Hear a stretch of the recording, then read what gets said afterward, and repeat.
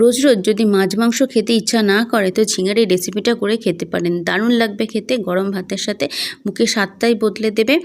তো এর জন্য আর ভাতের সঙ্গে খাওয়ার জন্য আর কিছু লাগবে না। তো আজকে বানাবো ঝিঙে ভাপা। তার জন্য 500 গ্রামের ঝিঙেকে আমি ভালো করে কেটে ধুয়ে নিয়েছি। নিয়ে নিলাম একটা মিডিয়াম সাইজের টমেটো, দিয়ে দেবো ঝালের জন্য কাঁচা লঙ্কা। গ্যাসটা আমি কিন্তু জ্বালিনি, গ্যাসটা আমার অফ আছে। দিয়ে দিলাম সাদা সর্ষে আর পোস্ত বাটা। সাদা সর্ষেটা 1 টেবিল চামচ, পোস্তটা 2 টেবিল চামচ, আন্দাজ মতো নুন হলুদ দিয়ে দিলাম। আর দিয়ে দেবো সর্ষের তেল, কাঁচা সর্ষের তেল দেবো। সর্ষের তেলটা যদি ঝাঁঝ হয় তো খুবই ভালো হবে। এবার সব কিছু দিয়ে 2 টেবিল চামচের মতো সাদা সর্ষের তেল দিলাম। এবার ভালো করে সব কিছু ভালো করে মাখিয়ে নেব, যাতে সমস্ত কিছু মশলাটা এই ঝিঙের ভেতর ঢুকে যায়। তো গ্যাসটা আমি এখনও জ্বালাইনি। সব কিছু মাখা হয়ে গেলে এবার এটা চাপা দিয়ে দেবো, দিয়ে গ্যাসটা এবার জ্বালাবো। এবার কমিয়ে রাখবো, 10 মিনিটের জন্য এটাকে হতে দেবো। ঝিঙে এমনি তাড়াতাড়ি হয়ে যায়। তো 10 মিনিট পর দেখবো এটা হয়ে গেছে। এবার ভালো করে নেড়ে চেড়ে নেবো।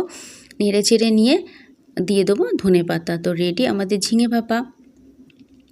আর ওপর থেকে ছড়িয়ে দেবো আর একটু কাঁচা সর্ষের তেল। তো কম সময়ে তৈরি করে ফেলুন এরকম ঝিঙের একটা রেসিপি, যেটা ভাতের সাথে দারুণ লাগবে খেতে। মাছ মাংসের স্বাদকে ভুলিয়ে দেবে, আর প্রয়োজনও লাগবে না খাওয়ার জন্য। আর এই গরমে এরকম হালকা পাতলা খাওয়া শরীরের পক্ষে খুব ভালো। ভালো করে নেড়ে নেবো, আর একটু মিশিয়ে নেবো ধনেপাতাগুলো। তো রেডি আমাদের ঝিঙে ভাপা। ভিডিওটা কেমন লাগলো অবশ্যই কমেন্ট করে জানাবেন। যদি ভালো লেগে থাকে তো লাইক শেয়ার কমেন্ট অবশ্যই করবেন। চ্যানেলটা সাবস্ক্রাইব করে আমার পাশে থাকবেন। আর এই ভিডিওটা দেখার জন্য আপনাদের অসংখ্য ধন্যবাদ। সবাই ভালো থাকবেন, সুস্থ থাকবেন।